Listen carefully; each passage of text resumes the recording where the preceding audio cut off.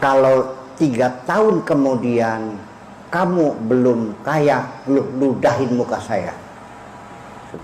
Nah, saya juga ngasih, kadang-kadang saya ngasih 80.000 sehari. Malah saya kadang-kadang begini, amal ini baca sallallahu ala Muhammad 80.000. Kalau 3 tahun kemudian kamu belum kaya, ludahin muka saya. Setelah begitu, mungkin kita menahnya sampai sekarang masuk thariqat, masuk zawiyah, masuk ke kelompok pengajian, ini baca sholawat 1000 rakaat, ini baca istighfar sekian, bagi-bagi wiridan tuh. Saya tidak mengerti dari mana dasarnya salawat ini 1000, 2000, dari mana datangnya. Iya, kalau salawat itu memang iya, di Al-Quran Allah memerintahkan, innallaha wa malaikatahu yusalluna 'alan nabi ya ayyuhalladzina amanu sallu alaihi wasallim. Iya, tapi secara global, tidak sekian kali kan. Nah, saya juga ngasih, kadang-kadang saya ngasih 80.000 sehari. Malah saya kadang-kadang begini, amal ini baca sallallahu ala Muhammad 80.000. Kalau 3 tahun kemudian kamu belum kaya, ludahin muka saya. Setelah begitu, ya, tapi sebelumnya saya kasih pemahaman dulu tentang apa maknanya sholawat. Nah, ini yang kadang-kadang orang malas menerangkannya. Saya mau nanya, setiap hari kita baca sholawat Allahumma shalli ala sayyidina, maksudnya apa sholawat? Jembuk, ya kan? Jembuk. Mangga, innallaha wa malaikatahu yusalluna 'alan nabi ya ayyuhalladzina amanu sallu alaihi wa sallimu taslima. Allah berselawat, betul? Malaikat berselawat, betul? Orang beriman juga berselawat, betul? Sama enggak bentuknya? Berbeda. Salawatnya Allah itu al-imdad li hadratin Nabi sallallahu alaihi wasallam.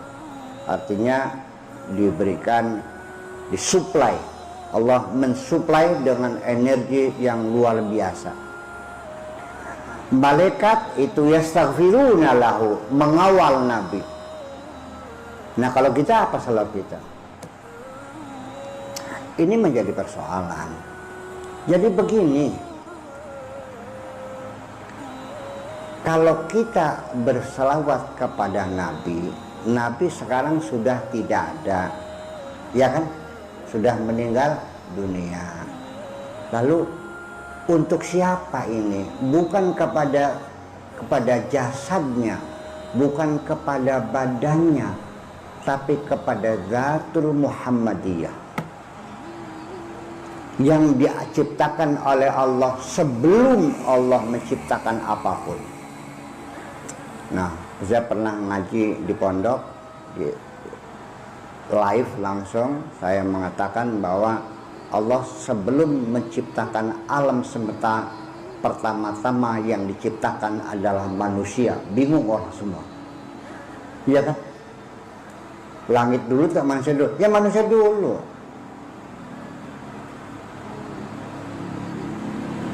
Matahari sama bumi mana dulu? Ya matahari dulu, ya kan begitu. Matahari dengan galaksi The Milky Way, ya galaksi dulu, dan seterusnya. Sebelum galaksi The Milky Way, ya galaksi Centauri dulu, dan seterusnya. Ada 10 galaksi yang sudah teramati itu. Nah, orang kan bingung, karena selama ini kan dikiranya makhluk yang pertama itu Nabi Adam, ya, dimasukin surga, berarti kan surga sudah ada. Mari kita dengar. Bismillahirrahmanirrahim. Ini kata Allah kepada kanjeng Nabi, laulaka ya Muhammad ma khalaqtul, ingat gak? Ma khalaqtul aflak. Itu tidak paham apa maknanya. Kalau bukan karena engkau hai Muhammad, tidak akan kuciptakan alam semesta ini. Jadi mana yang dulu? Alam semesta Pak Nabi Muhammad dulu. Lah iya dong. Berarti manusia lebih dulu, tapi bukan jasadan, tapi zat atau nur namanya. Kalau istilah pesantren namanya nur Muhammad yang dulu. Dan itu sebagai satu motivasi, sebagai satu penyebab adanya alam semesta ini. Nah, itulah yang diciptakan oleh Allah, dan itulah semuanya yang menjadi alasan sampai sekarang kita dipertahankan oleh Allah. Allah mengatakan, wa manahnu mu'adzibina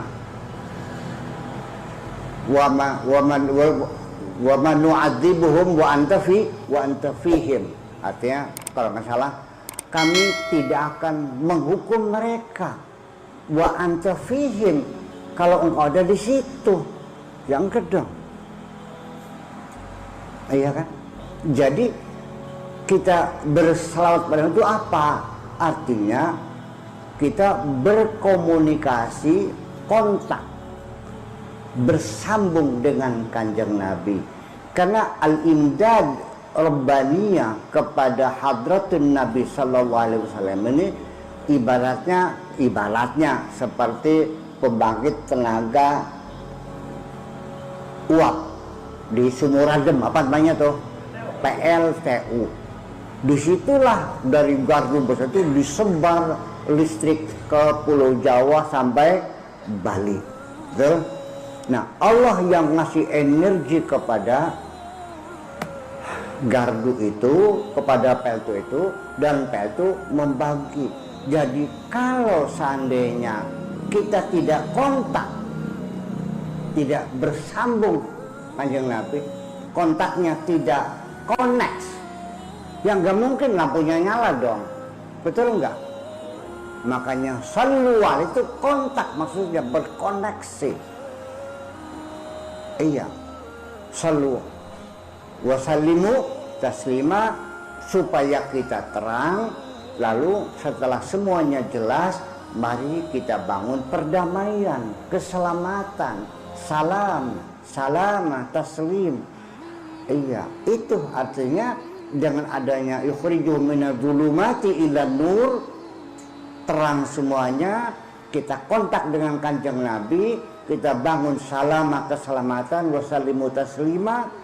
Nah, makanya karena bagaimanapun kalau lampunya gelap gulita, kaki kita bisa nginjak beling, bisa nginjak paku kan? Betul nggak? Jadi sebenarnya terang benderang, nggak boleh kegelapan itu. Dan itulah kedamaian. Jadi kalau sekarang umat Muhammad saling bunuh membunuh, perang saudara, saling caci mencaci, tolong jangan bawa Nabi Muhammad di sini. Paham? Jangan mengatakan umat Muhammad, malu kita. Nabi tidak pernah menyuruh kita saling membunuh sesama kita, dan tidak pernah menyuruh mencaci maki sesama kita. Paham? Iya, perlu ada kejelasan, yaitu makanya kita hadirkan kanjeng Nabi itu tidak mengenal waktu. Jangan katakan Nabi sudah meninggal, tidak. Nur Muhammad masih ada dalam diri kita sendiri. Kalau sholat bahasa bilangnya apa? At-tahiyatul mubarakatus salawatut tayyibatu, terus assalamu alaika ayyuhan nabiyyu, terus wa barakatuhu, assalamu alaina wa ala ibadillahi, assalamu alaika ayyuhan nabiyyu. Assalamu alaika mukhatab di depan kita. Kalau nggak ada assalamu alaihi, kalau di hadapan assalamu alaika. Berarti ada di mana kanjeng nabinya? Ada di hadapan kita. Ayyuhan nabiyyu. Tidak dikatakan ya ayyuhan nabiyyu. Kalau ya ayyuha itu jauh nabinya sana di Madinah di kuburannya. Tapi kalau ayyuha itu dekat. Ayyuhar rajul dekat. Tapi kalau ya ayyuhar rajul jauh. Makanya assalamu alayka ayyuhan nabiyyu. Kita kasihkan salam kepada beliau, doa selamat. Segimana lagu? Selama ini salawat maknanya paham dikit sampai ini salawat dikit. Mubaya. أعوذ بالله من الشيطان الرجيم. بسم الله الرحمن الرحيم.